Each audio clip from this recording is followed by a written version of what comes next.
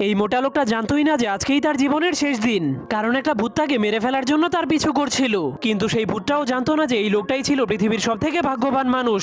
এরপর ভূতটা তাকে মারার জন্য তার মাথার উপর একটা লিফট ফেলে দেয়, কিন্তু তখনই লোকটা একটা সোনার কয়েন ওঠানোর জন্য নিচু হয়ে যায়, যার কারণে সেই লিফট তার মাথায় না লেগে সেই ভূতের মাথাতেই লেগে যায়। এরপর সেই ভূতটা মোটা লোকটাকে মারার জন্য বারবার চেষ্টা করতে শুরু করে দেয়, কিন্তু সেই লোকটা রাস্তা দিয়ে আরাম করে হেঁটে হেঁটে গরিব মানুষদেরকে একটি করে সোনার কয়েন দিচ্ছিল, যা দেখার পর সেই ভূতটা লোকটার উপর অনেক রেগে যায়। কিন্তু তখনই লোকটা দেখতে পায় একটা ছোট্ট পাখির বাচ্চা তার বাসা থেকে নিচে পড়ে গিয়েছে। এই জন্য লোকটা সেই বাচ্চাটাকে বাঁচানোর জন্য যেতে শুরু করে, কিন্তু তখনই ভূতটা এই সুযোগে লোকটাকে মারার জন্য অনেকগুলো ধারালো লোহা সেই লোকটার দিকে ছুড়ে মারে। ঠিক তখনই লোকটা পাখির বাচ্চাটাকে বাঁচানোর জন্য নিচু হয়ে যাওয়ার কারণে তার জীবন বেঁচে যায়, যা দেখার পর ভূতটা অনেক রেগে নিজের বোর্ডটাকে ফেলে দেয়। কিন্তু তখনই সেই লোকটা ভুল করে সেই বোর্ডের উপরে পাড়া দেওয়ার কারণে রাস্তায় স্লিপ খেতে শুরু করে দেয়, যা দেখার পর ভূতটা অনেক খুশি হয়ে ভাবতে শুরু করে লোকটা এখনই অ্যাক্সিডেন্ট হয়ে মরে যাবে। কিন্তু সেই লোকটার ভাগ্য অনেক ভালো হওয়ার কারণে আরামসে রাস্তাটা পার হয়ে যায়, যার কারণে